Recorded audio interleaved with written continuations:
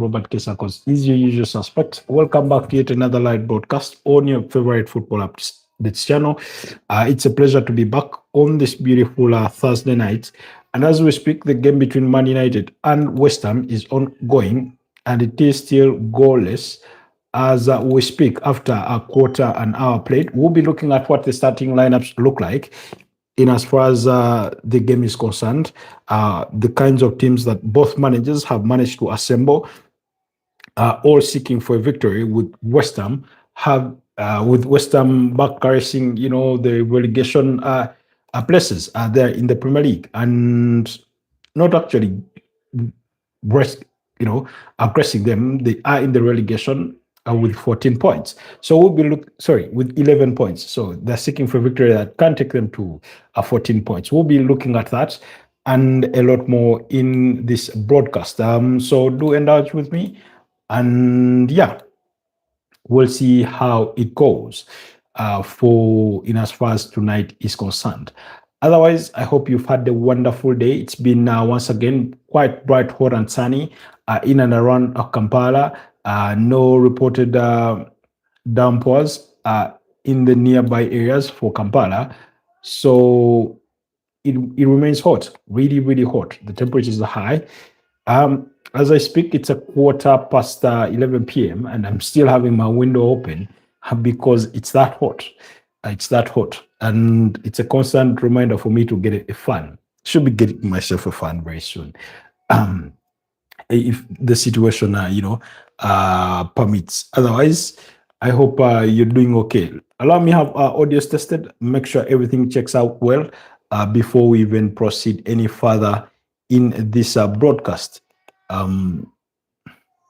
will also be speaking possibly about Nigeria's captain at the recent AFCON, that was 2023, that was played in 2024 in January in Ivory Coast, who has retired from football, from international football. That is William Trust Ekong, who was, I think, the player of the tournament. So big news coming out of there. Maybe a little bit about the AFCON and things like that will be coming on this channel. But as we speak, it's West Ham versus it's Man United versus West Ham. Man United being the home side. Hello, Bashir. How are you doing? Why are you joining us from this evening? For those of you that are just joining us on this podcast, my name is Robert Kesakos, and I'm coming to you live from Kampala, Uganda. It's 17 minutes past the hour of 11 p.m., in case you're wondering. So good evening, good morning, and good afternoon or good night, wherever it is that you're joining us from around the globe.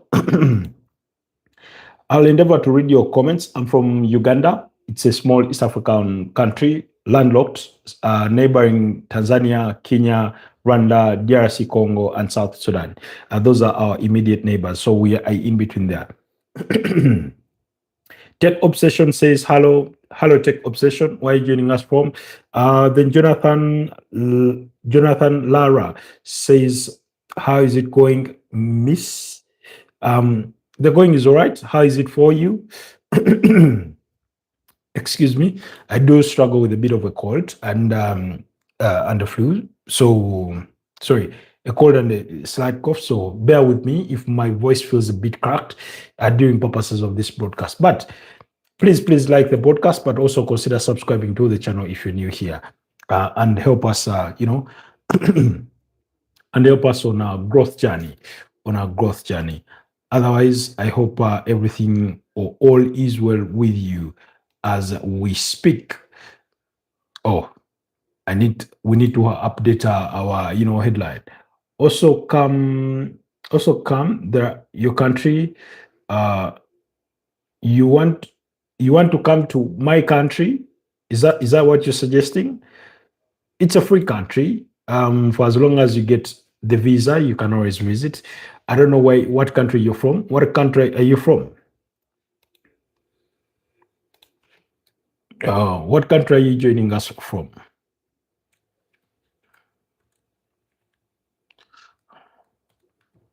I'm just having a headline updated, or title. updated so that we can continue with our broadcast. And today being Thursday, weekend action will be just around the corner. So we'll be following up on that as well, you know. But I figured we should be getting, the team sheet. I'm trying to get that feed without antagonizing what we have.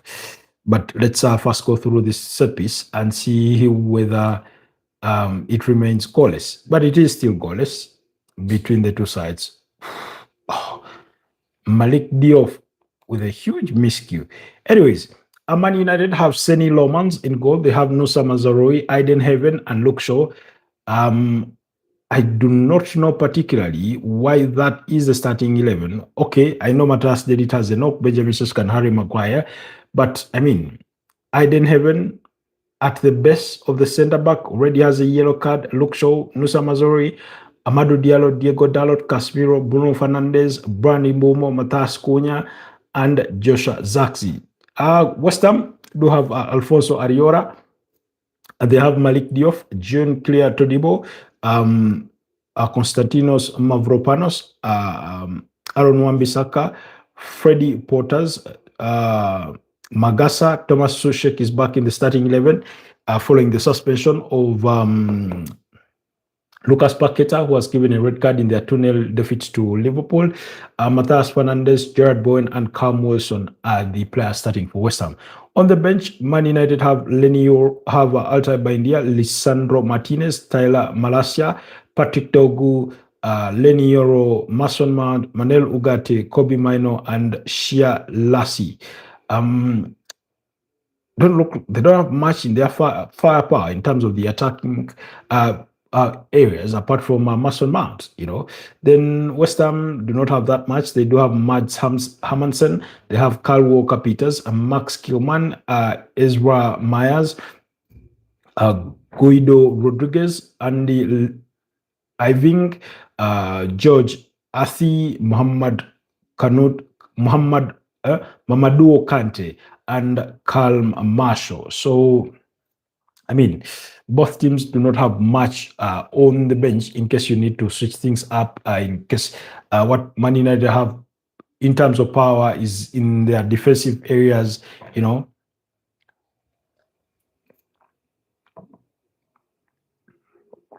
And we know for a fact that Ruben Amorim is one of those managers that loves to change his centre back. So expect at least Lenny Yoro to come on at some point in this game, or Lisandro Martinez, at least one of the two. The game has so far been fair, really, not much into it. I won't lie, even though I did miss a couple of minutes. One shot on target for West Ham, still 0 for Man United, even though they are edging it a little bit on possession,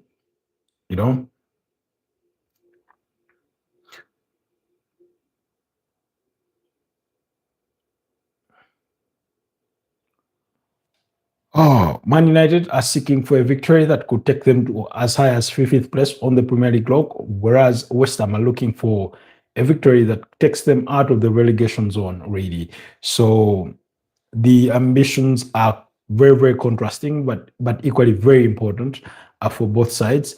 But I do not think West Ham will have a better opportunity to beat up against Man United because you feel they're a bit lightweight.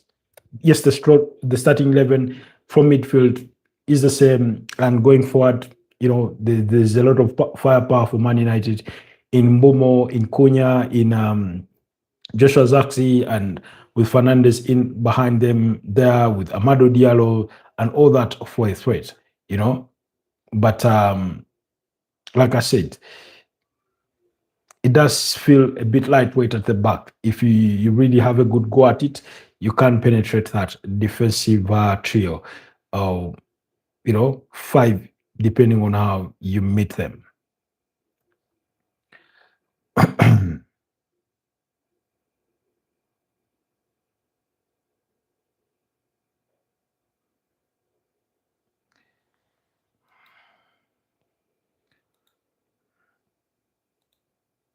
Okay.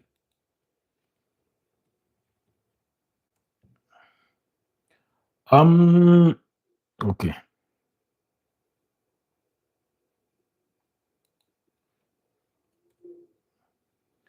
I'm trying to look up for Ekong. Yes. So, like I told you, Nigeria's captain, William Trust Ekong, has decided to retire from international football after 83 caps, 3 medals, are playing in 5 major tournaments. Trust Ekong says goodbye to the Super Eagles. He did put out a message saying, "Honored, grateful, forever a Super Eagle. Playing for Nigeria has been the greatest privilege of my life. The journey may end here, but my support never will." Here is to another chapter. That's what William Trust Ekong put out as he hung his boots for the Nigerian national team. He had represented the Dutch national team at the under 19 and under 20 levels before switching allegiances to Nigeria. So he won an Olympic medal and AFCON medals with and the World Cup had a World Cup appearance, but eventually the captain's armband has to be moved on. So after a period of 9 years of service. So really, that's for William Trust Ekong, who was the player of the tournament at the last Africa Cup of Nations that was won by the hosts, Ivory Coast. You remember they beat up against Nigeria by 2-1 in the final to win it. I think Sebastian Haller scoring in that fixture, as well as Trust Ekong himself. Was it Trust Ekong who scored? Simon Adingra had a very, very good game in that game. Sorry.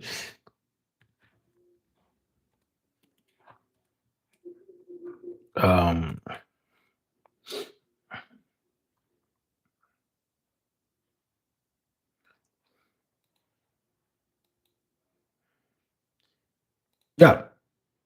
Yeah. William Trust Ekong scored in the 38th minute, while Frank Kessie scored in the 62nd minute to restore parity, and Sebastian Haller in the 81st minute to win it for Ivory Coast. In the United game versus West Ham, you're not missing much.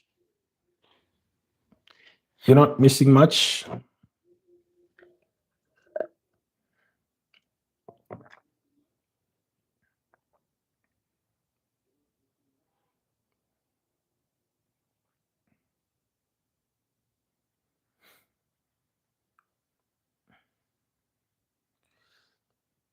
Man United have won a good couple of games this season.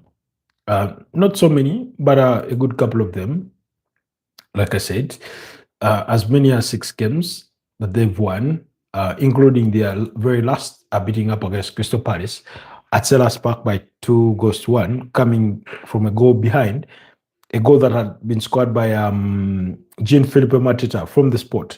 But again, that lack of consistency is what challenges them, because this season, for the first time under Ruben Amorim, they managed to string 3 wins in a row when they beat up against Chelsea, beat up against Liverpool, and around the same time beat up against Brighton. Earlier on, they had a victory against Sunderland, but then drew 2 consecutive games against Tottenham and Nottingham Forest, and then went on to lose against Everton. So that lack of consistency sometimes is what is hurt them the most. But they've done fairly well.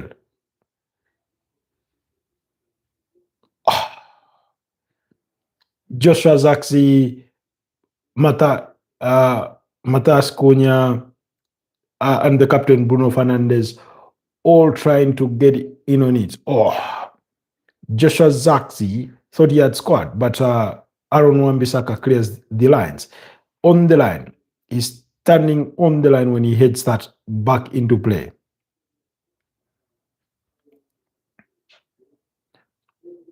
Cunha with a volley. Bruno Fernandes's attempt appears to have kissed the upright on its way out, but it was never meant to be. It was never meant to be. Um, See, Moses Kavma says hi. Moses Kavma 5188. Hi. Tras Trasang. Sorry. Tra, is that Trang Patrick? Is it Trasang Patrick? Hi. How are you doing? Why are you joining us from all of you? Kavma, your name sounds much more Ugandan than not. So it's a pleasure to have you on the broadcast. Good to have you. Welcome to the Football Tribe UG channel. I'm streaming live from Kampala, Uganda as well. So in case you're Ugandan and you're familiar with the environment.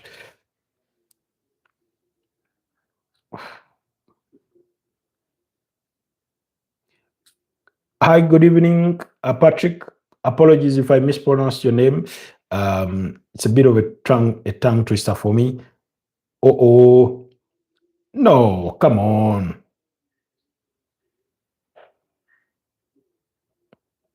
What is he even trying to claim for?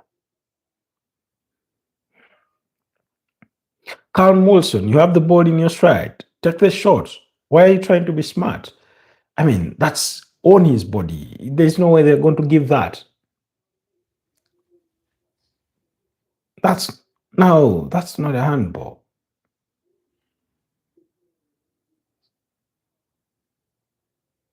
You have the ball in your stride. Take the shot on. Trying to be too smart, and for a player of his experience, he should be knowing better. Calm Wilson.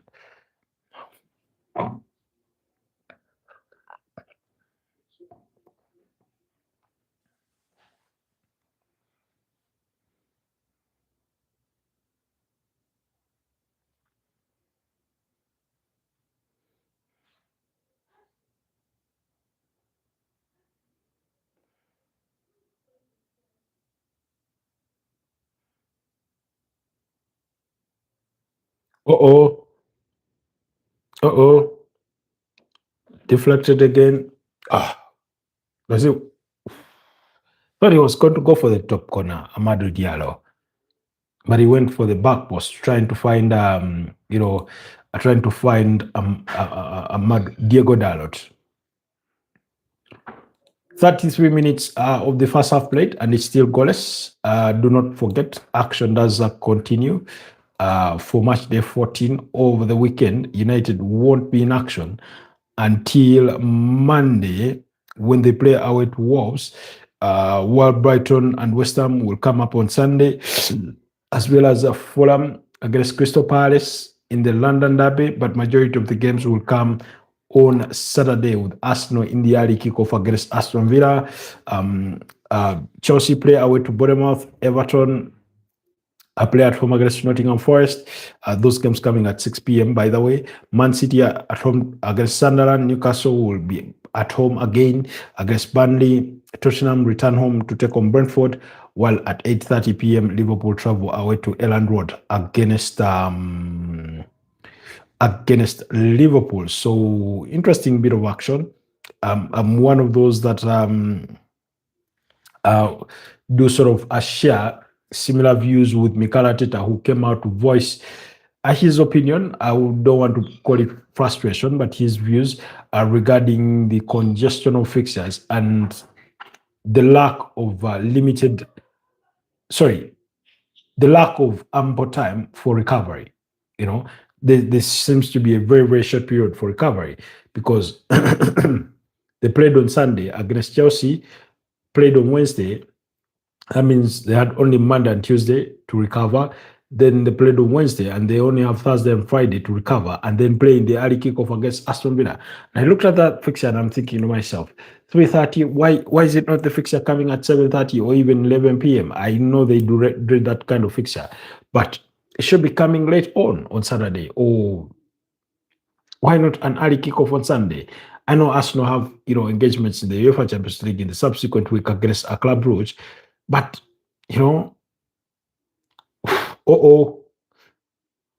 West Ham are not yet are sort of struggling to defend.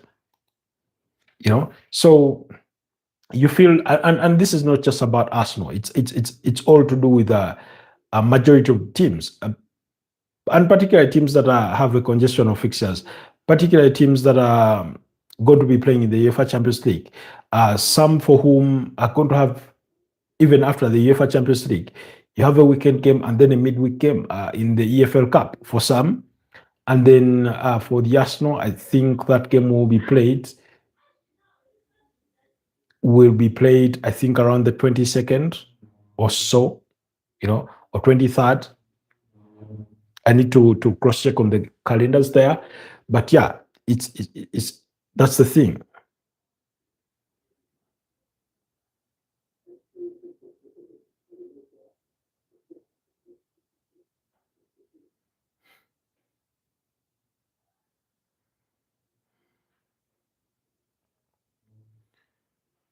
By the way, Gerard Bowen this season has been very unconvincing by them. Has been very, very unconvincing in his performances. For a player that had been so consistent over the last 2-3 seasons, he's not having it this season.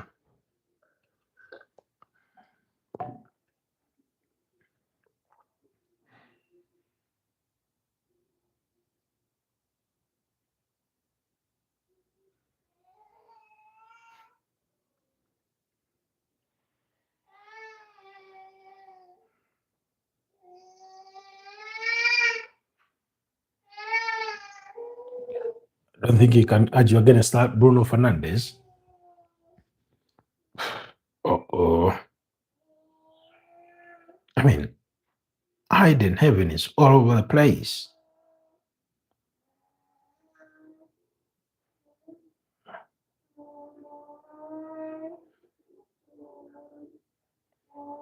FYI, Man United have had 3 penalty, appeals in this game so far, and they've not gotten any. Not that they must get one. The referee has all called it correctly. Aaron Wan-Bissaka being the last with his, perfect timing of a tackle against Matthias Cunha.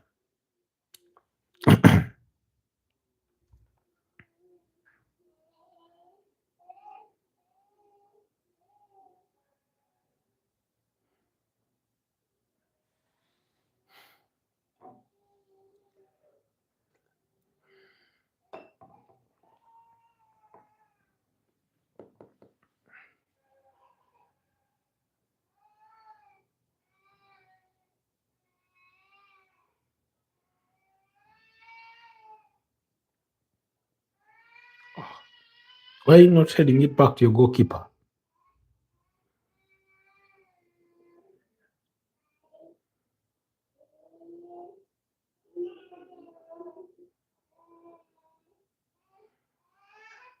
He's never escaping that.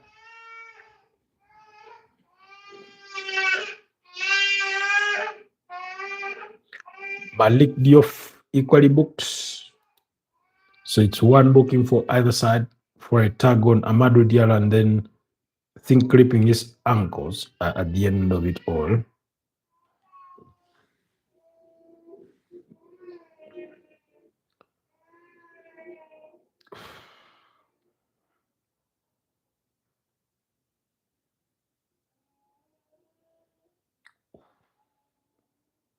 Aaron Wan-Bissaka with a brilliant piece of defending.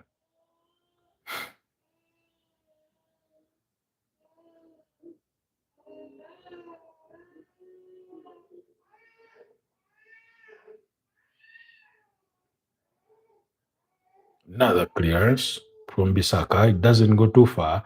Mazraoui. Oh.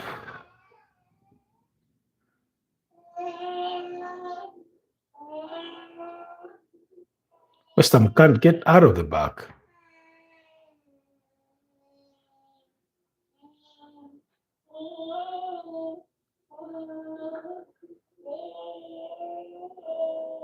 Uh-oh.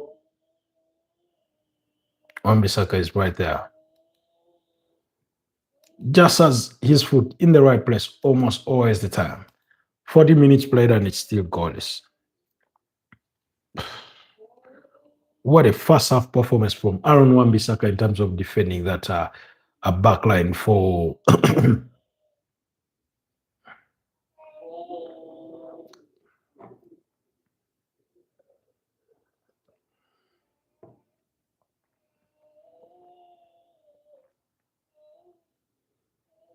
Aaron Wan-Bissaka will be representing DRC Congo at the Africa Cup of Nations. So that means he won't be part of that Western United side. I think Malik Diouf will be the other, are leaving. So they'll have to cope with that team.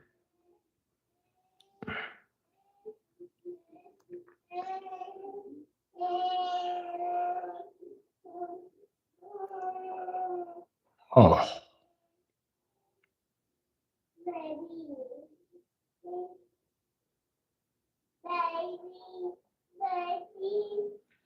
Okay.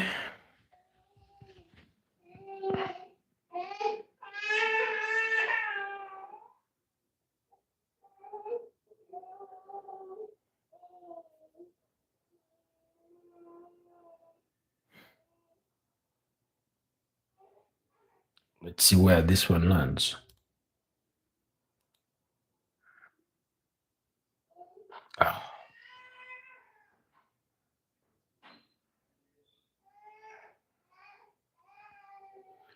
That's a little too deep from Fernandez. Okay. West Ham didn't do enough to track. Cunha.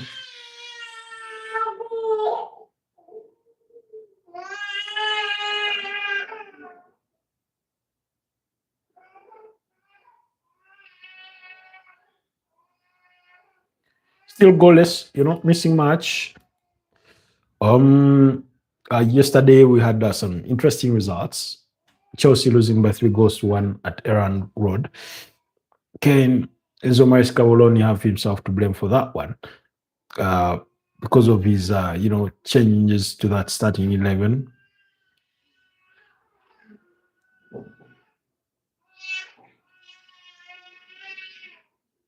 And then, Aston Villa grinding out a 4-3 victory away to Brighton.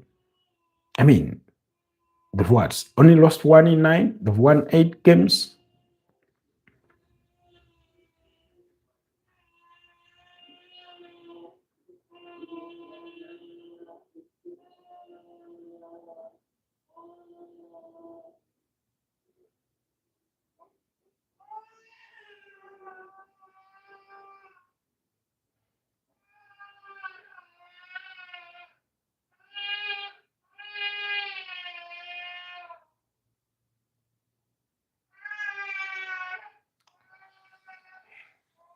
Long throws have become a thing.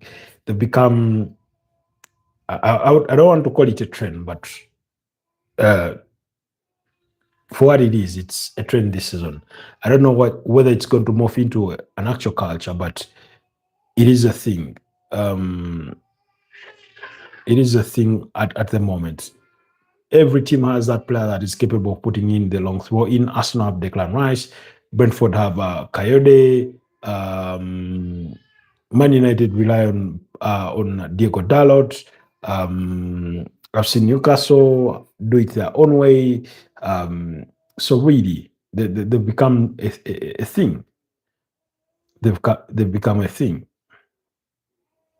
I've seen Liverpool do it.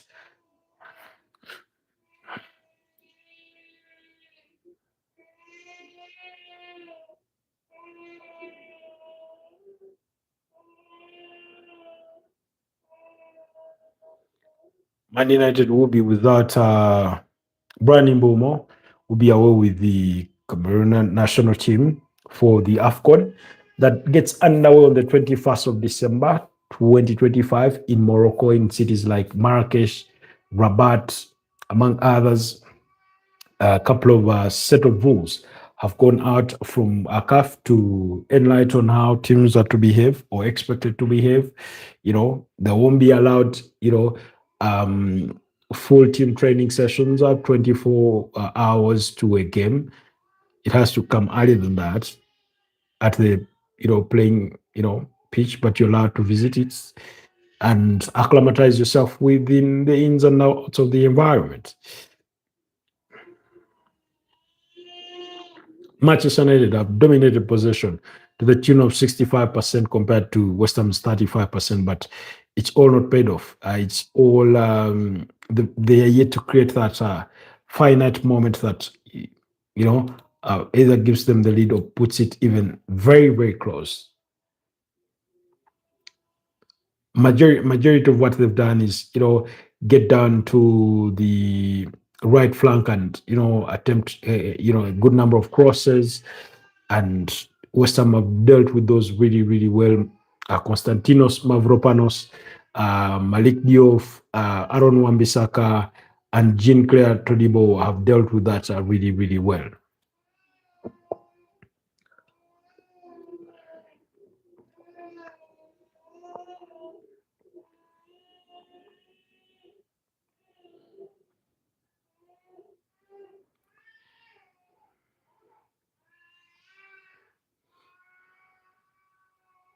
I think I went for 1-1 draw in my prediction for this one.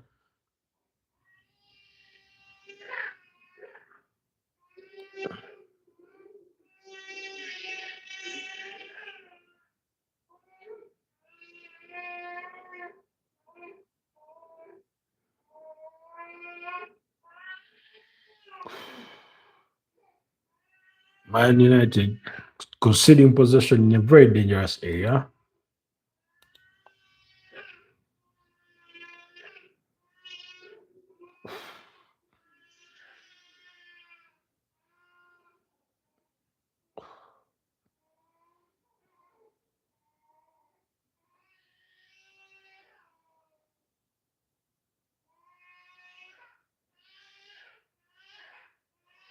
That's not on the line.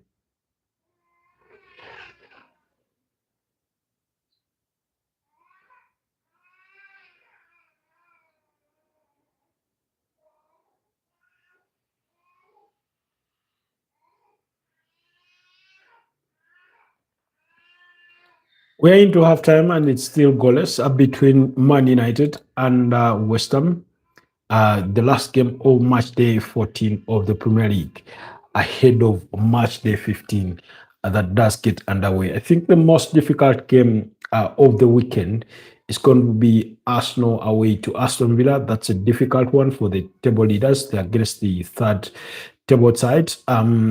Chelsea away to Bournemouth shouldn't be too hard given Bournemouth's recent form, one of the worst that has been in the Premier League in recent times.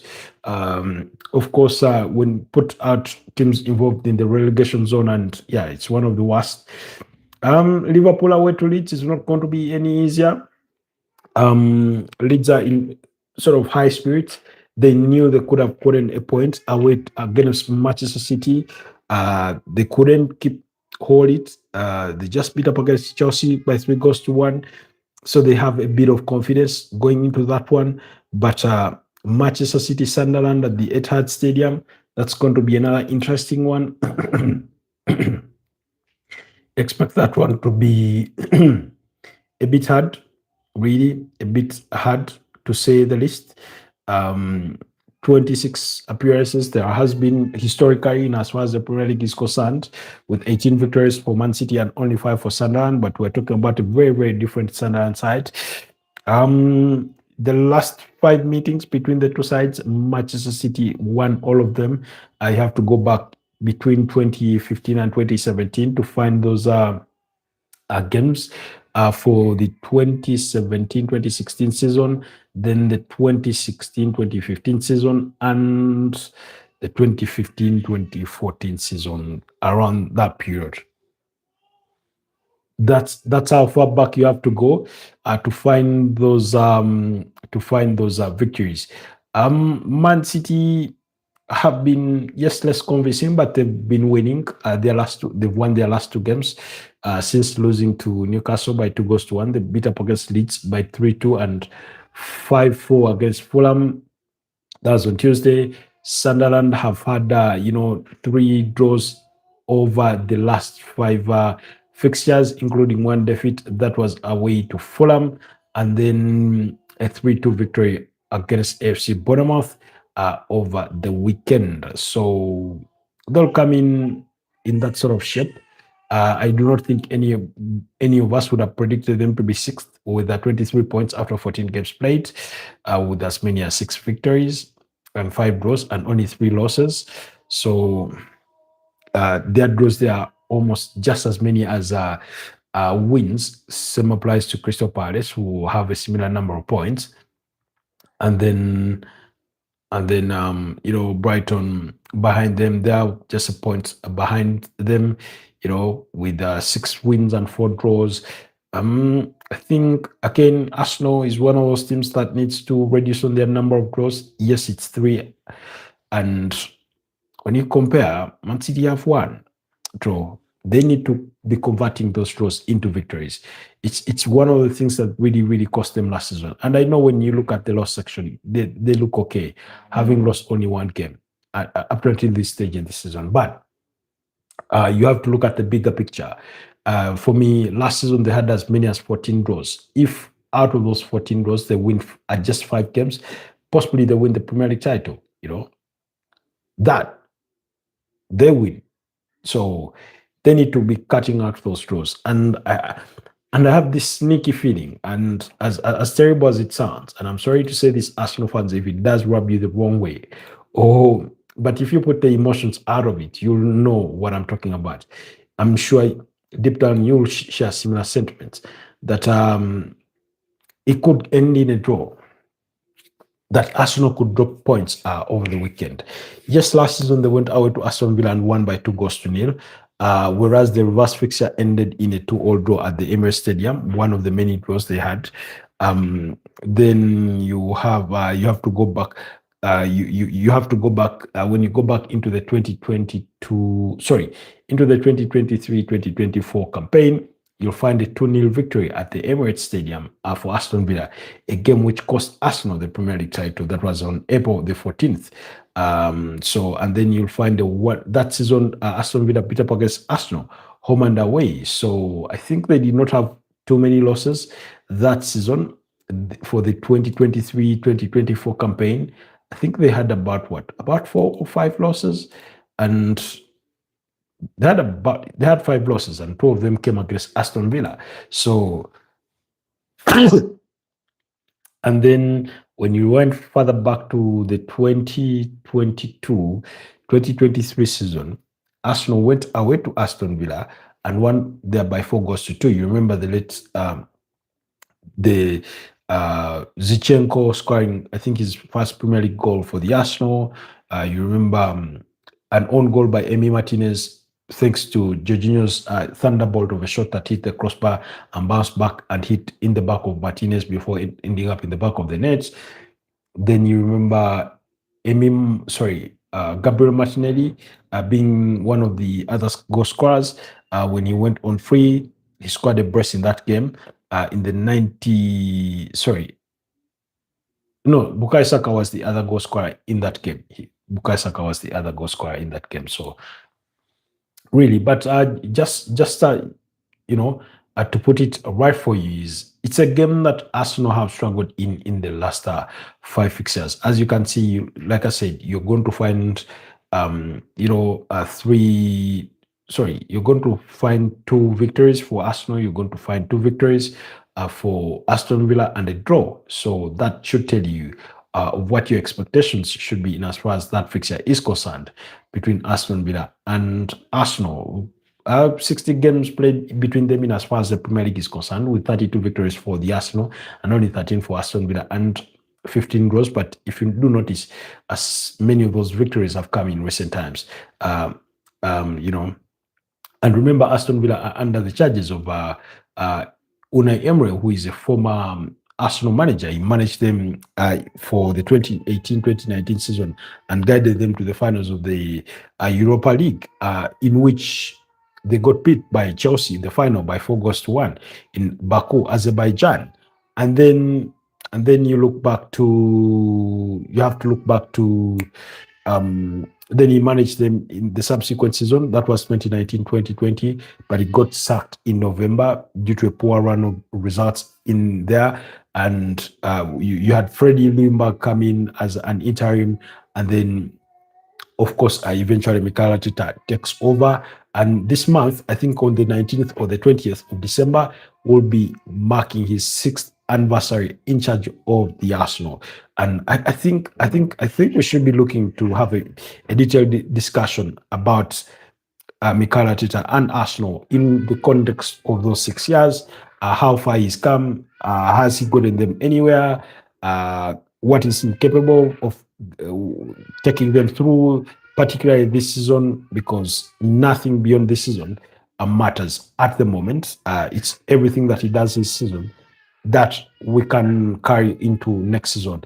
If it doesn't win, it's going to be really, really difficult. But I think the consensus amongst Arsenal fans is that he must win some major title this season, whether it's going to be the Premier League, whether it's going to be the UEFA Champions League. But I do know a lot of Arsenal fans are going to sort of live nervously, guys.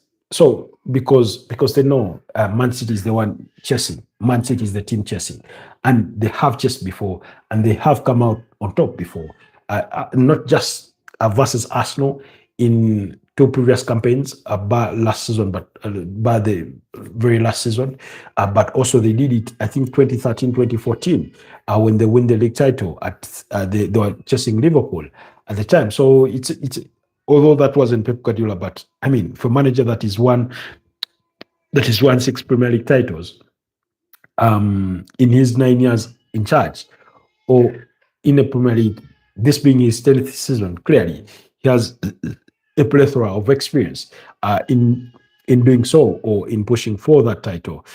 So yeah, that's basically what it is, or it is what it is in that sense. Anyways, let's retreat back to the game that we have been following at halftime. It's goalless. Man United have they've gone forward really well, but they've lacked that final good pass. They've lacked that excuse me.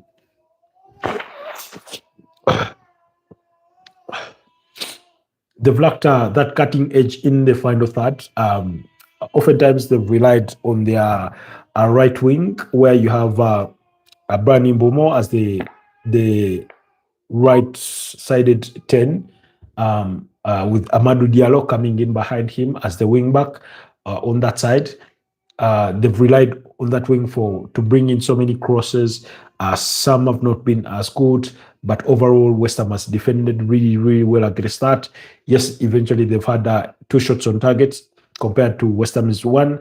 They've had 2 off target compared to West Ham's 1. They've had 5 shots blocked. West Ham have had 3 blocked. They've dominated possession to the tune of 65%.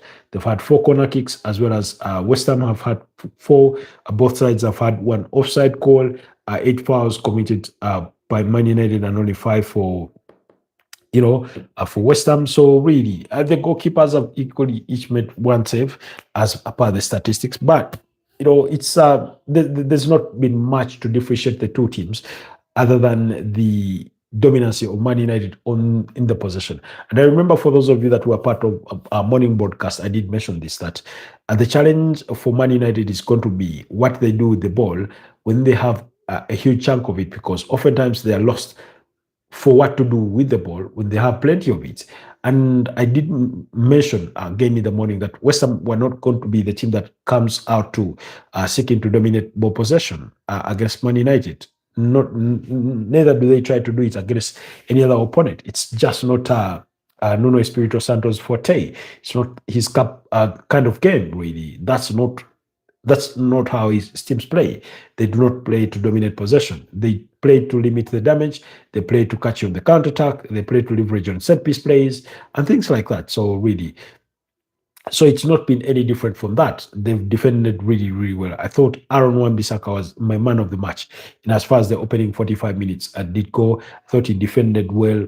The clearances, the blocks, and everything like that. The aerial duels won, and he's looked really, really sharp. Like I said, when you look on the bench, if you want to switch things up, I was one of those persons, because it had been feared that Bruno Fernandes was going to be out of the tie through a knock, but he's managed to recover. But when you look on the benches for both teams, I think for Man United, you do not have a lot of firepower going forward that you can call on to change things for you. Besides Mason Mount, you really look at that bench and it's a bit lightweight. And I use the word a bit lightweight as an understatement, really. So they do not have you look at that bench, and the only game changer that they could call upon in terms of their attacking positions, and it's Mason Mount. Then in that midfield, they could call on Kobe Mino to try and help maybe move the ball a lot quicker and things like that. But like I've said time and again, he's not trusted him. Ruben Amorim, for whatever his reasons are, he's not really trusted him. You feel that and remember, this is a player that tried to ask to be let go in the summer. He asked for transfer to go out on loan, and the club denied him that opportunity. They said they wanted to keep him, and he, because the club was well within their right, decided to keep him. And I remember saying, United have a big squad, and given that they are not going to have European football, which is a blessing in disguise, by the way, when you put the finances out of it and the status of Man United as a club in regards to where they're supposed to be playing, it was an advantage in terms of how they go about the season. But it was a disadvantage in the sense of how do you keep all those players happy when there's not too many games to play. Um, that means a lot of players are going to be unhappy due to a lack of game time. Until yesterday, Joshua Zaxi wasn't a trusted member. It was Matas Cunha starting as at the tip of the attack. It was Benjamin Sesko, and things like that, really. So when you look at it in that sense, I think because this is a player that wants to be part of the England squad for the World Cup 2026, that's going to be hosted in in the USA, Mexico, and Canada, and a lot of players want that. A lot of players want that, and at the start of the second half, they've made changes with. Aiden Heaven being withdrawn for Lenioro. That's a substitution I told you was bound to come. At least one of the centre backs or the defenders was going to be withdrawn. So United have to wait until the FA Cup in January for them to have a second competition in which they play. But even when that comes around, it's still not going to be a congestion of fixtures for them because they're not in Europe. They cannot put themselves in the bracket of Nottingham Forest, Crystal Palace, who are playing in the UEFA Europa League and the UEFA Conference League. As same applies to Aston Villa, the UEFA Europa League. They cannot put themselves in the bracket of Arsenal, Man City, Liverpool, Chelsea, and Newcastle, who are in the UEFA Champions League. So, and that's why their early Cup, EFL Cup exit felt that bad, because they knew it was an opportunity, one, to keep players happy by playing them in that competition, but they went out quite easily at the hands of Grimsby Town. Of course, they needed penalties, but prior to the penalties, they had been shambolic all night before they forced that game into a 2-2 draw. Brian Mbomo being one of the goal scorers in that one. So really, in the grand scheme of things, you look at things and you do feel for this Man United side in that sense. But the second half is back for us to, continue with the watch along for that game,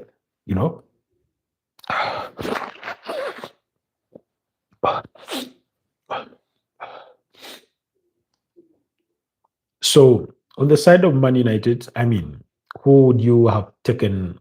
Who would you have chosen as your man of the match for the first half?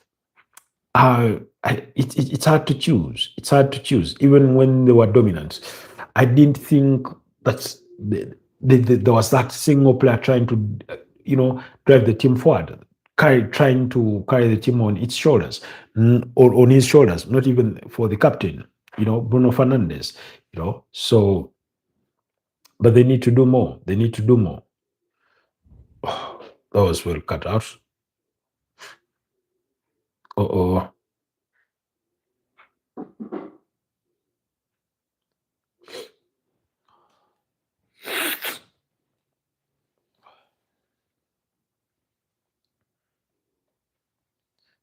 Don't worry, you're not missing much. You're not missing much. Uh,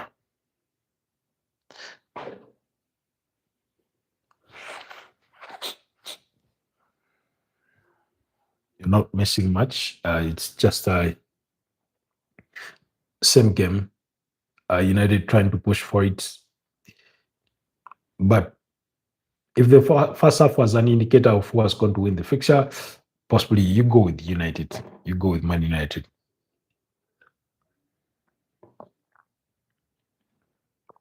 But Brandon Mbumo, Matthias Cunha, Joshua Zaxi, and Bruno Fernandes feel they need to do more to combine in this game.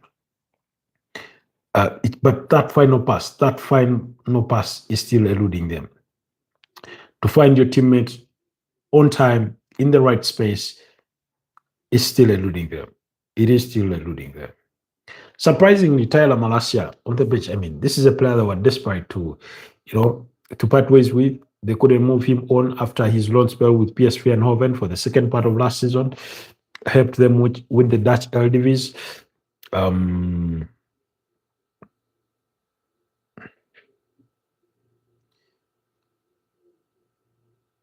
Look at the Man United squad, and I don't know what happened to Giovanni. No, not Giovanni. What's his name? The Man United player that was signed from was it Uruguay? Oh, I'm trying to remember his name. Oh, what's his name?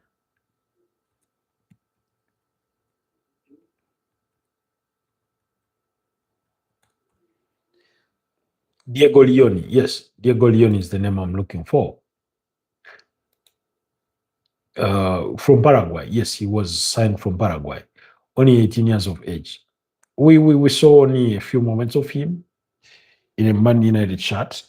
He didn't look bad, but didn't look so great either. He just looked raw, energetic.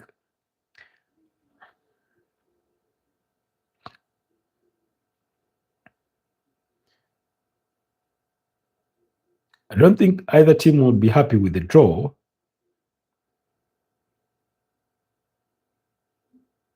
Oh, Joshua Zaxi.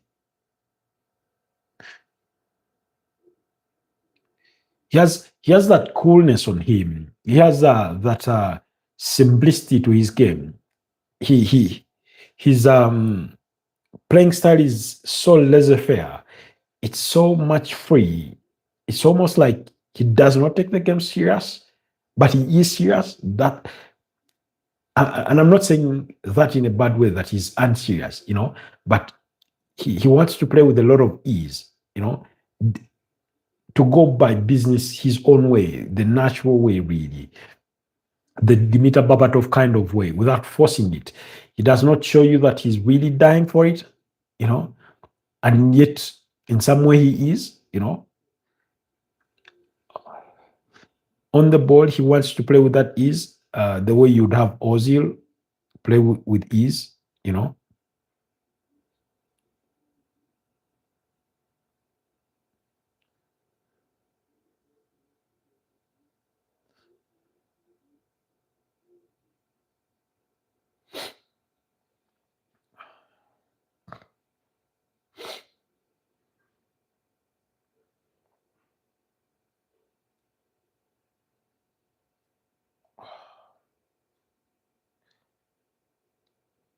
Their movement is sometimes wanting.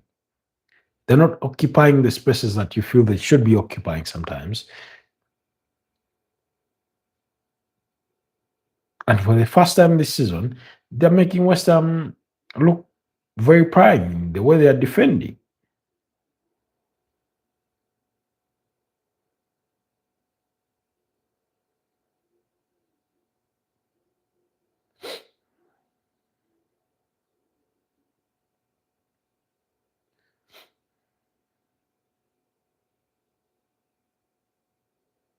Oh, brilliant play from Wan-Bissaka. Execution not right, but the idea was good. Mbeumo.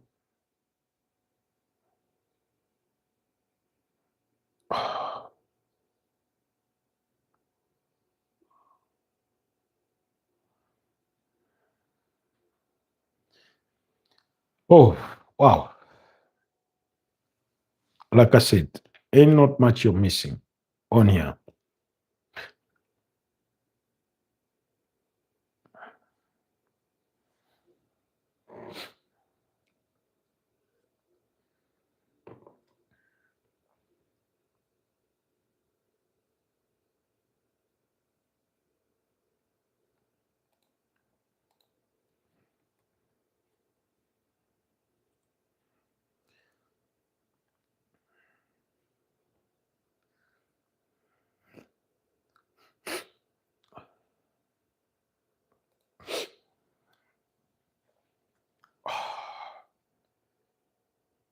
Should have been going for Ahmad.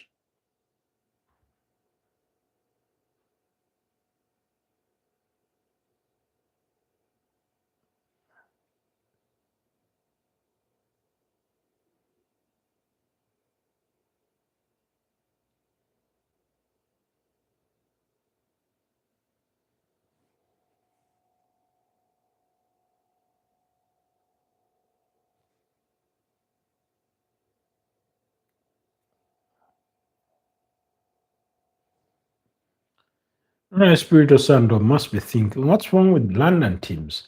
Remember, he had a stint at Tottenham Hotspurs, and it ended prematurely due to a run of poor results. I don't think it's really gone the way you would have hoped at West Ham at the moment.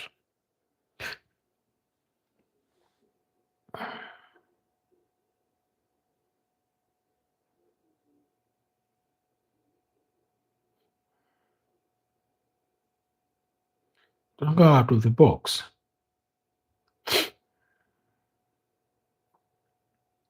What's with players? It's within the box that you can cause the most harm. As you dug yourself out of it, then you risk losing that.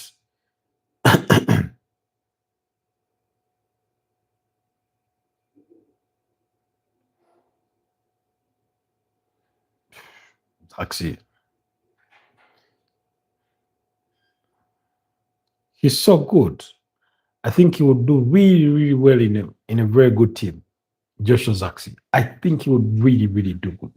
He has that eye for a good pass. He's not selfish, and he just loves it. United don't trust him enough, but not. It's not like United have the best team either. But I think he would do really, really well in a very, very good team.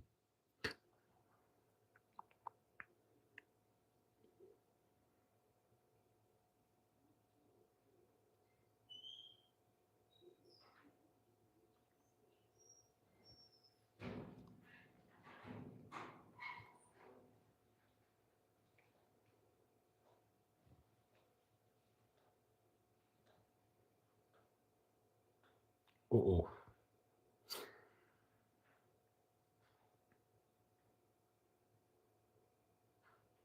oh. Aaron Wan-Bissaka appears to have pulled a zero hamstring or what?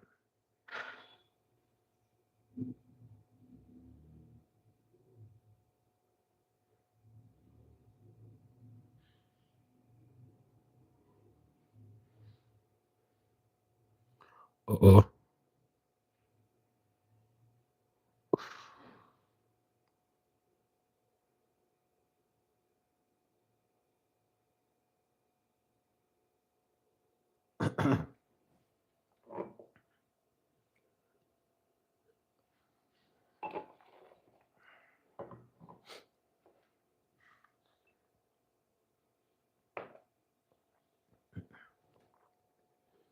Stamadoma switched off because Brian Wimbumo was free and on the inside of the 18.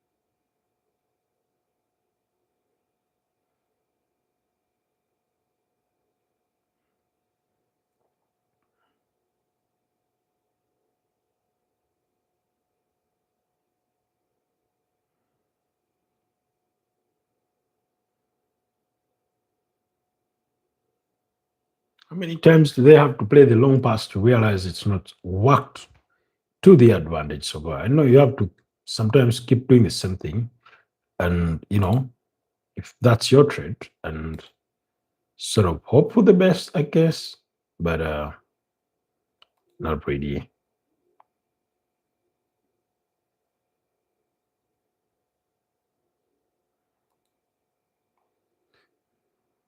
Ahmad. It's 1-0 Manchester United with an unusual goal scorer in Diego Dalot.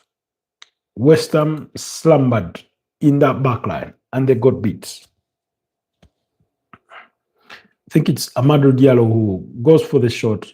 It's fumbled within the area and it's Diego Dalot who reacts the quickest. So it's 1-0 to Man United.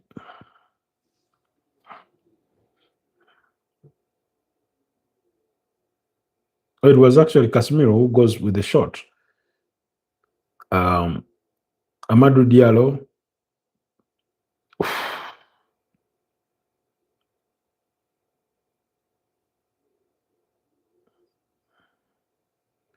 Casemiro's shot is deflected and Diego Dalot is right there to buy it in the back of the net.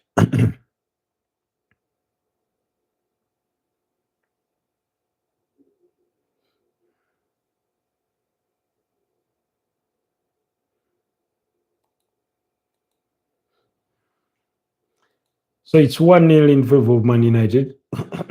We are past the 1 hour mark. Clean goal. West Ham will only have themselves to blame for not having the quick reaction.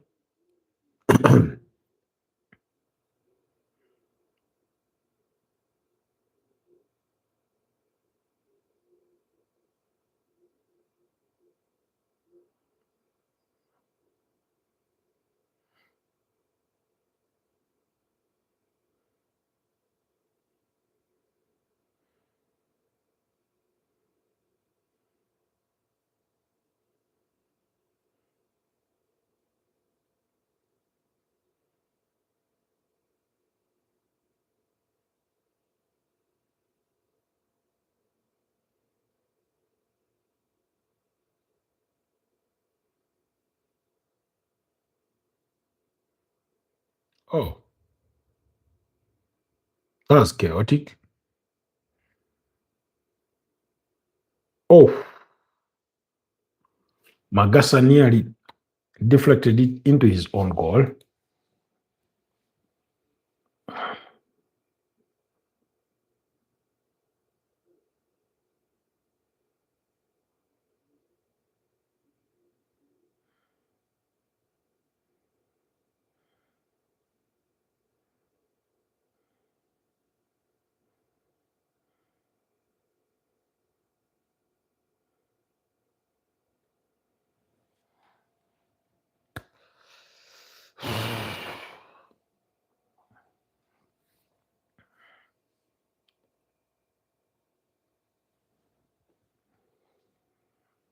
West Ham are missing a good number of players that would be causing impact. Nicholas Fulcru is a striker, one of the worst buys, by the way, the Premier League has seen. Somerville had a knock. You remember him? He had contact with Martin Odegaard before Odegaard got that injury to his knee. Then you remember what's his name? Lucas Paqueta is out through through a red card.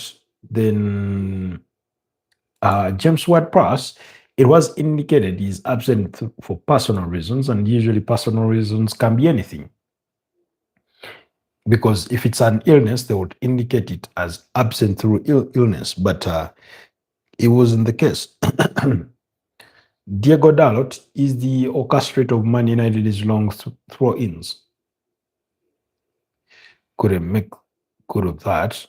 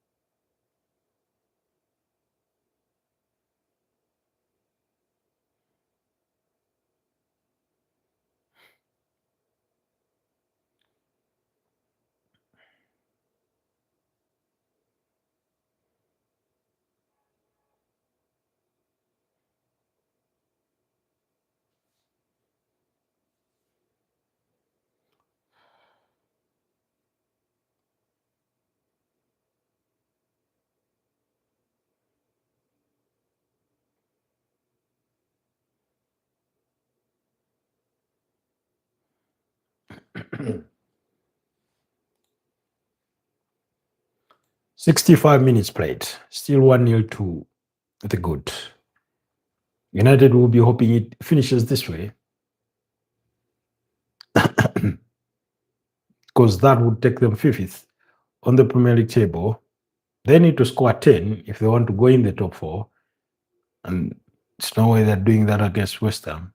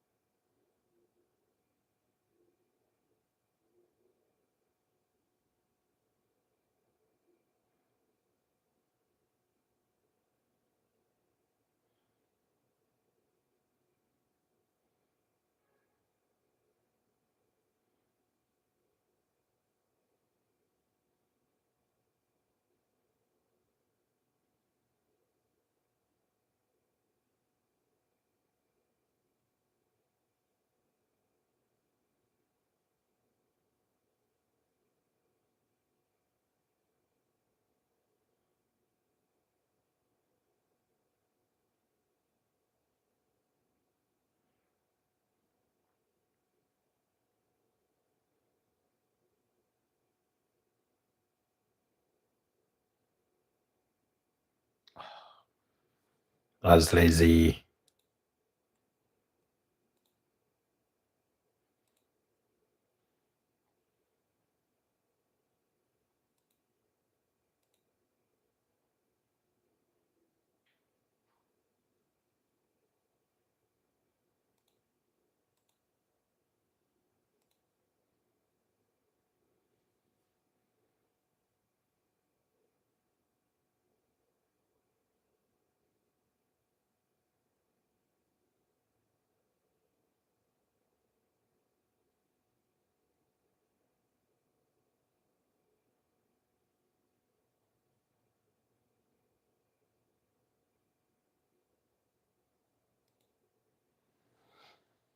Okay.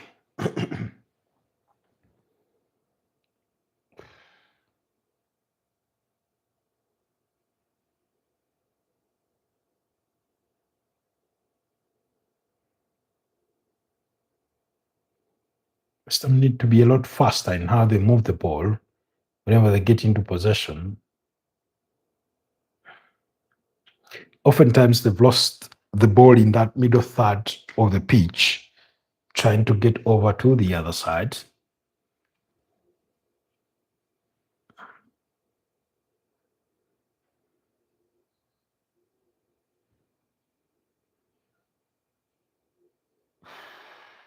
That's a good pass. Took it poorly.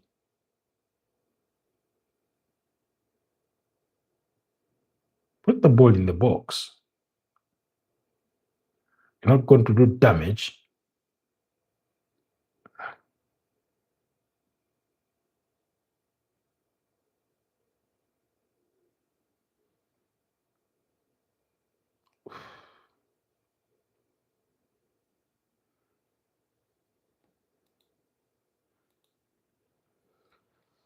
Oh, we're getting to the 70th minute mark quite soon.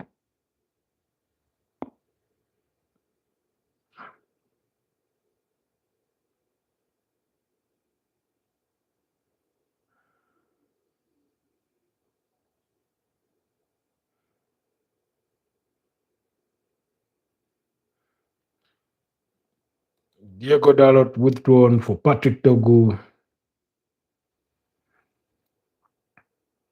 He had so much time on the ball. Had so much time on that ball.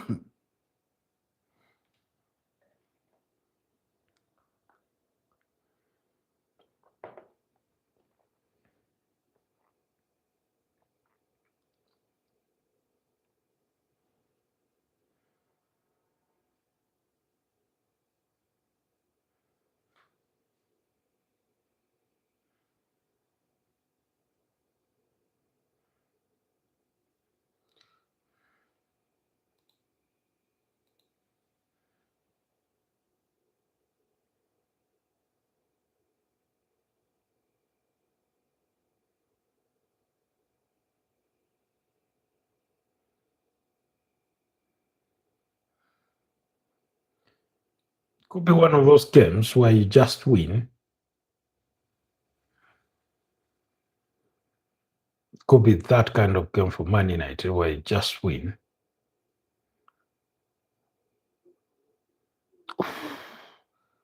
That's a brilliant pass.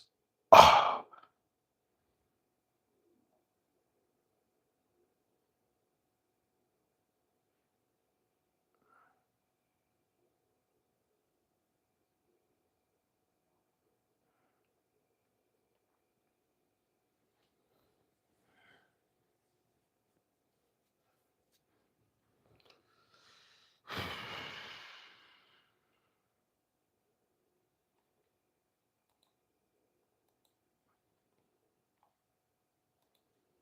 yep. You're not missing out much. Oh,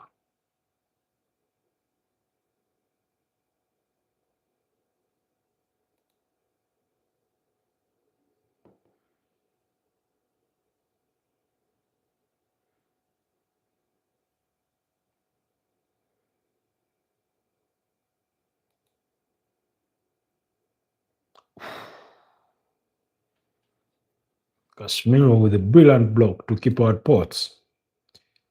Otherwise, West Ham were close to restoring parity.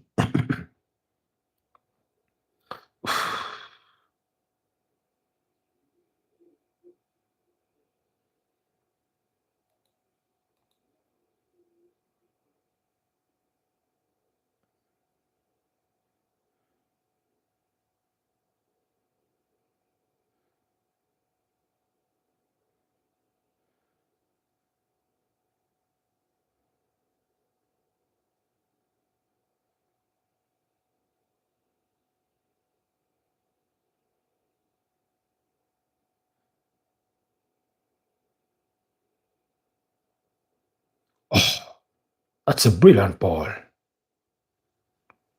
That's a sweet, sweet ball. But it was offside.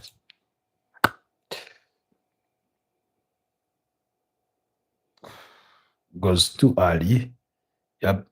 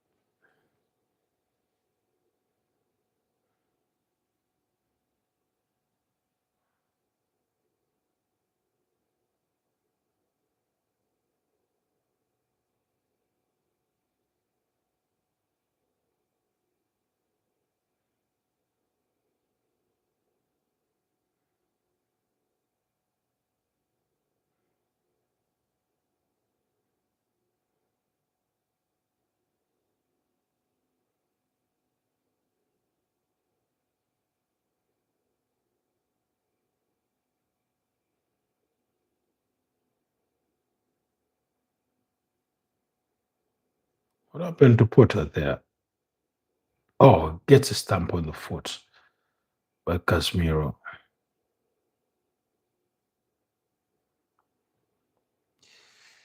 Gerard Bowen, only 3 goals to his name this season. That's 13 less than he managed in the previous campaign and 10 less in the campaign before that. Oh, is that a penalty? Oh,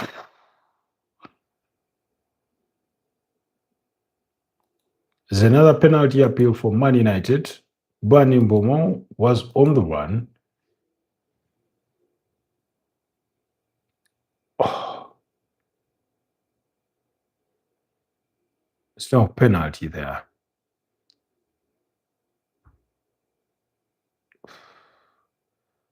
Cunha tried to get to the end of it, but couldn't bury it.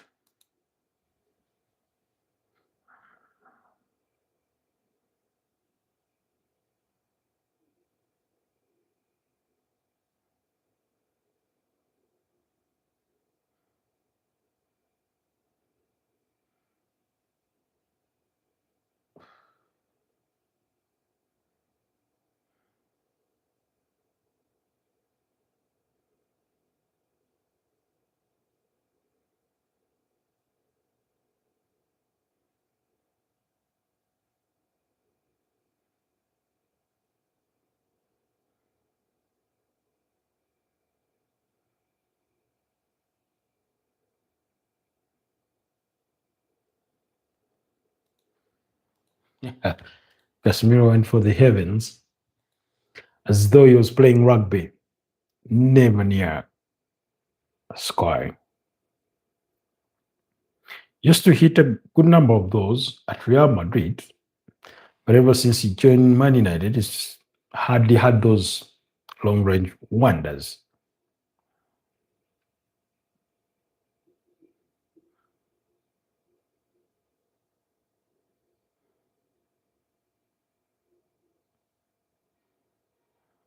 Uh-oh.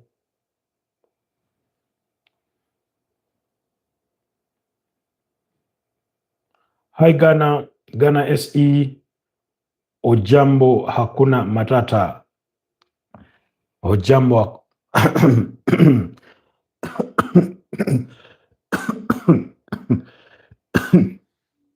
Excuse me.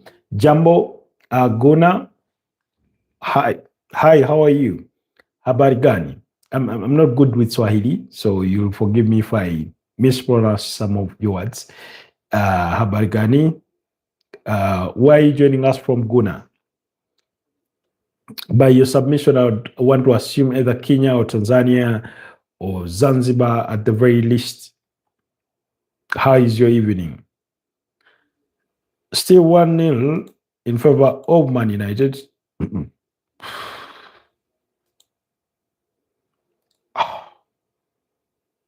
West Ham still looking for that opportunity that gets them the equalizer, and it's a eluding them. If things end the way they are, United could go as high as 5th with 24 points behind Chelsea.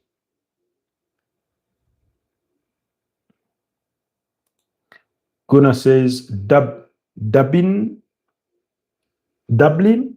Oh, Dublin. I don't speak Swahili either. Oh, okay. Wow, that's a surprise. Interesting. You're from Dublin. How is Dublin? Oh, but you're from Uganda, right? Yes, I'm from Uganda, Kampala, Uganda. Thanks. How did you know? Have you been on the channel before? Not that I've seen you before, because I would remember. Have you been on the channel before?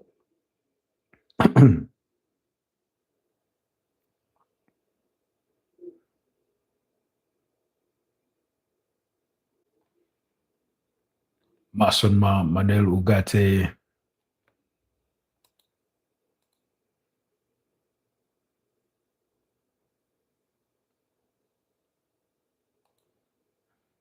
Nope. This just popped up in my recommended. Yeah.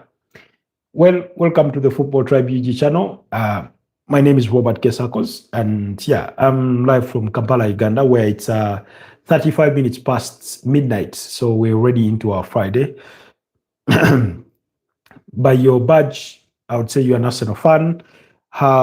What are your thoughts on Mikel Arteta? As we know, this month he makes 6 years at Arsenal. What have you made of him? What are your impressions? What are your feelings, your thoughts about him for the 6 years he's been in charge and as a manager in general? You know, Gunnar, let us know.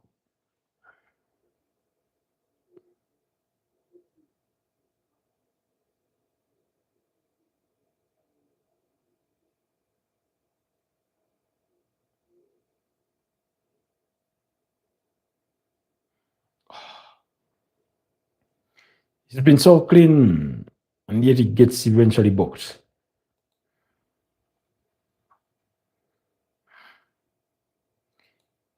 United have more 11 minutes to hold this one out.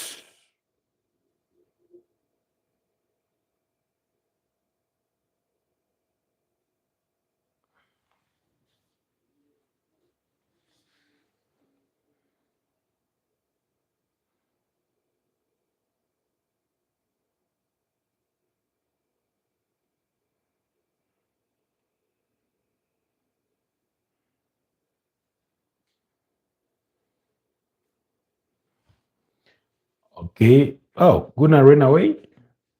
Was the question too much? Or you've gone away to compose your thoughts?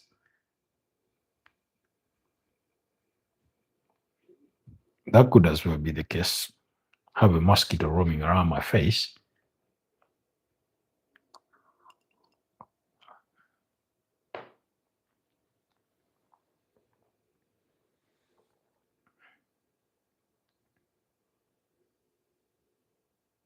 Oh, how does Aaron Wan-Bissaka manage to do that?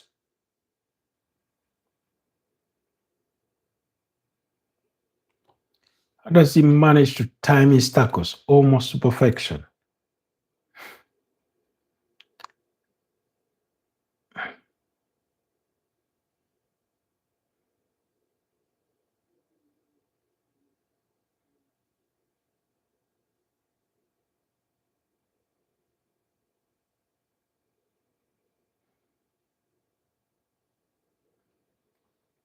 What just happened? Some were preparing two changes, and then suddenly they send them back to the bench.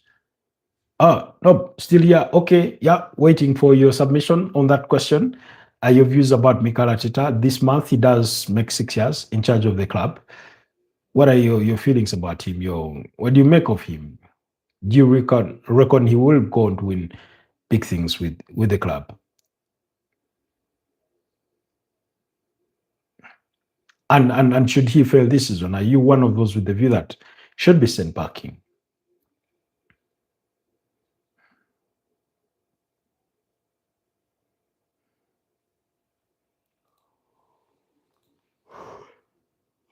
Okay. Jesus Christ.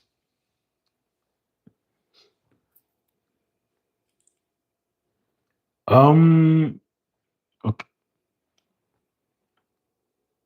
He's been here too long without winning anything. Okay, that's his sentiments about Mikel Arteta. He's been around for too long without winning anything. So, do you reckon if he doesn't win anything this season, he should be sent packing? And if that were to be the case, which kind of manager would you be looking at, or would you be putting in consideration to bring in? Oh, that's some brilliant defending there by United.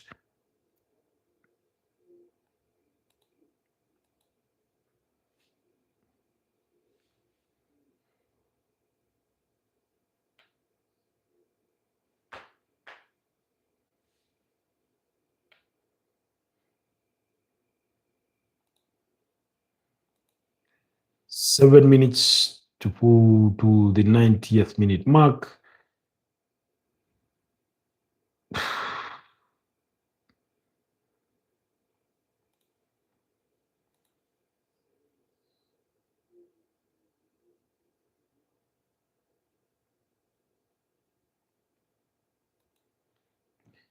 Eventually, the changes have come.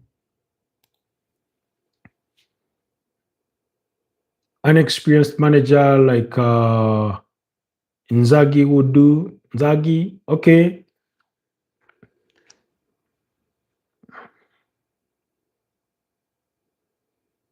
Okay. Oh, yeah, it's 1-1. West Ham with an equalizer. My feed is slightly a couple of seconds behind, so apologies on that. It's due to my low bandwidth. Wow. My prediction was a 1-1 all draw between the two sides. But so it depends whether West Ham can hold it that way or United can find, or whether United can find a way back. Magasa with his first goal for West Ham, and he only scored one from Monaco before joining West Ham, where he made over 50 appearances, and his goal came in the UEFA Champions League. I don't know if the first attempt had crossed the line.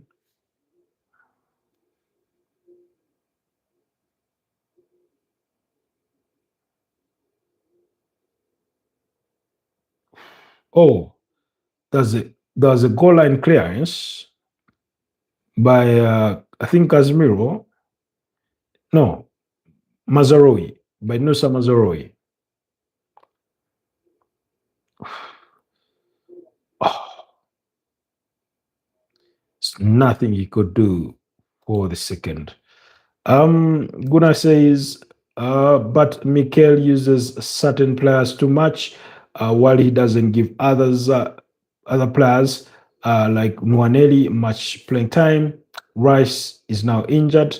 Anyway, I'm off to tease some Man United fans for now. See ya. Thank you so much, Guna. I hope you've subscribed to the channel and liked the broadcast before you sign out. Thank you so much for your thoughts on Mikel Arteta. I would have hoped you would have stayed longer for us to digest that submission regarding, Mikel Arteta's overusage of some players, but I find some truth in that. We've said it on players like Rice, recently Eberechi Eze and Yuran Timber before he made the changes for yesterday's game, and yeah, and things like that. So, but we always go live 9 a.m. in the morning and at 11 p.m. In the night. That's a Monday to Friday for the morning broadcast, because on Friday we do our broadcast a little earlier before 11 p.m. So, and then on Saturday in the morning and at night as well.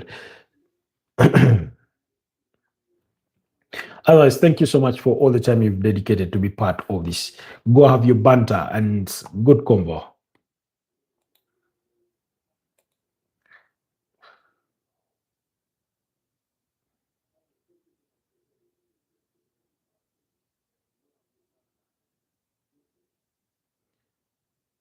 Meanwhile, Manchester United have kept only one clean sheet all season.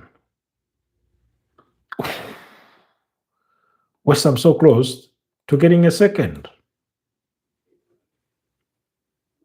It's now West Ham going for it. Ah, that's a poor ball from Wan-Bissaka. See what he was trying to do.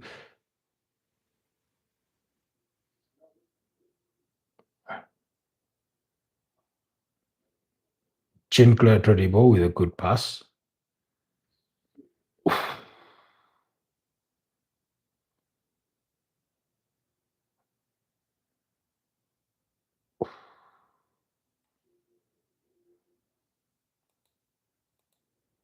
Man United living dangerously in these final minutes of the game.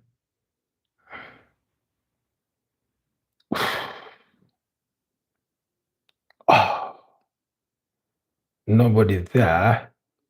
Why did he go away? Oh,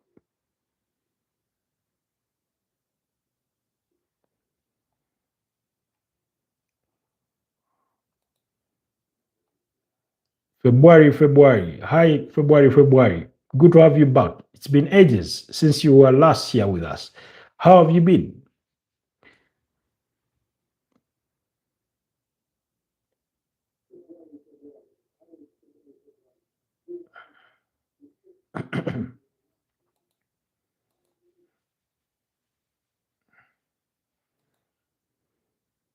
uh, Sully Sullyface, hello. Sullyface? What do you mean by Sullyface?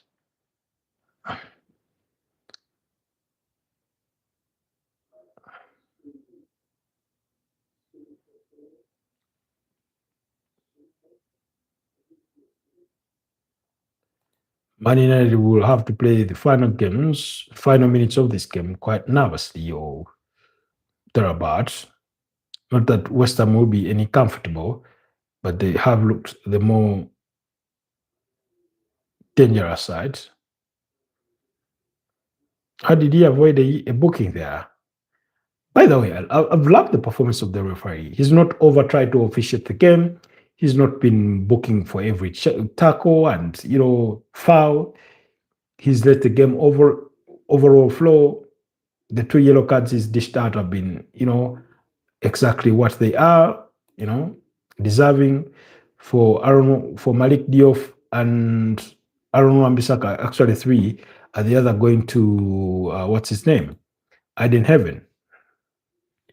So three yellow cards dished out, and they've all been worth it. He's largely handled the game really, really well. The same can be said for what Anthony Taylor did in that game between Arsenal and Chelsea. You know, oh,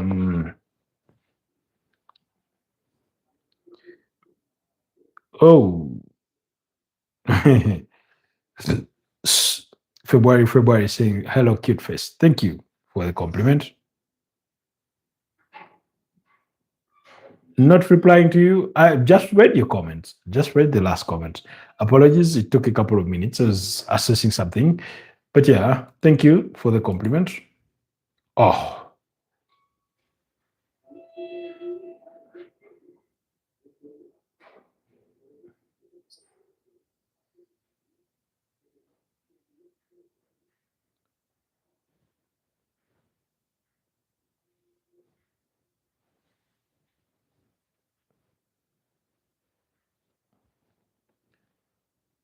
wow.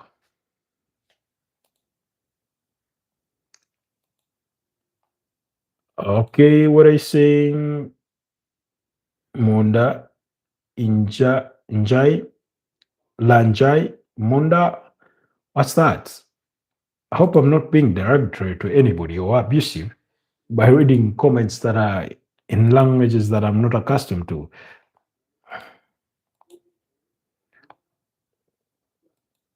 5 minutes were added in, and we're into the final minutes. Sorry, we're into the second minute of those 5 minutes. Um, I do hope that my prediction comes alight, the 1-1 draw prediction. And oh, you're saying it's a Telugu language, Indian. Oh, okay. Well, I'm not familiar with the language. I didn't even know there were different languages in India. I know you guys speak English. I know you speak, is it Hindi or Hindu? I think Hindi.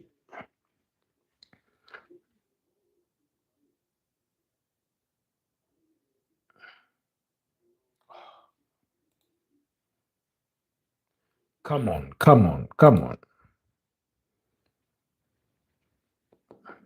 It's been what? 1 hour and 34 minutes on this broadcast. Don't worry, guys. Yes, it's Hindi. Yes, Hindi.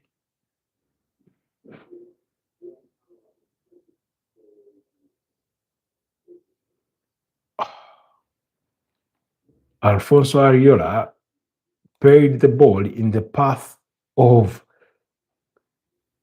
of Bruno Fernandes. How he could not get that on target, still a mystery.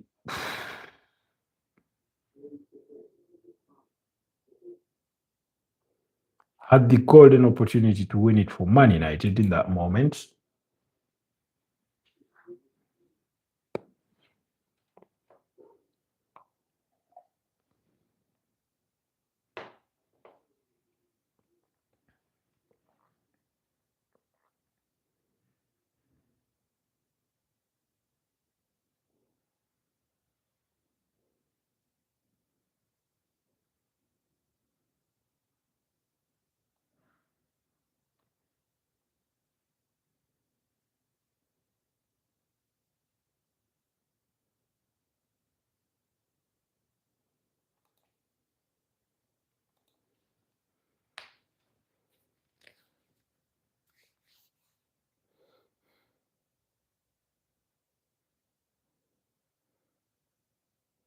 Mason Mount is busy tucking in his shirt, busy wanting to be like David Beckham instead of trying to get on with the game.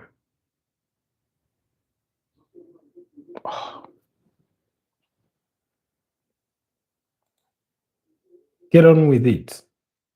Get on with it.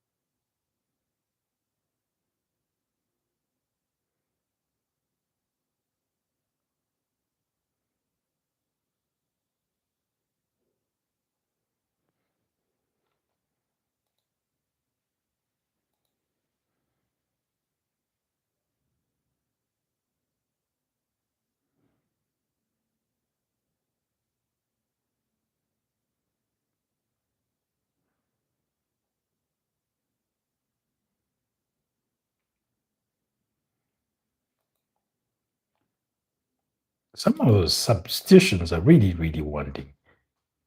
Bringing on Alessandro Martinez for Luke Shaw. I understand you want to get him a couple of minutes to bring him for full fitness, because when he's fully fit, he's one of the best defenders United have. But for a team that is chasing for victory, why on God's green earth? Why on God's green earth are you bringing on a defender? Bruno Fernandes had another opportunity to win it for United at the death, but he could not put that ball into the back of the net, and it's finished. 1-1 between West Ham United and Manchester United. That means United do not move to 5th on the Premier League table. It simply means that instead of 24 points, they move to 22 points from how things stand, and that leaves them in 8th place, just above Liverpool, with a better goal difference of 1. While for West Ham, doesn't take them out anywhere. It's 12 points, and on 2 behind Leeds. And yeah, both sides will be hoping to do better in their next, league outings, but it was never meant to be, and it is what it is. It's all over. Bye, brother. Thank you so much, February. Thank you so much, every single one of you that has managed to be part of this broadcast. Guna SE from Dublin. Thank you so much, Bashir. Thank you so much, Obsessions, and every single Patrick, and every single one of you that has been part of this broadcast for the last 1 hour and 40 minutes almost. Thank you for always dedicating the time. To our new subscribers, we do say welcome to the Football Tribe UG channel. Thank you so much for the love and support. Tomorrow, I think in the morning, we should be getting into the conversation for what's to come in the weekend and more of that. Otherwise, you've been such a wonderful audience. Stay blessed and have a good night. Bye-bye from me for now.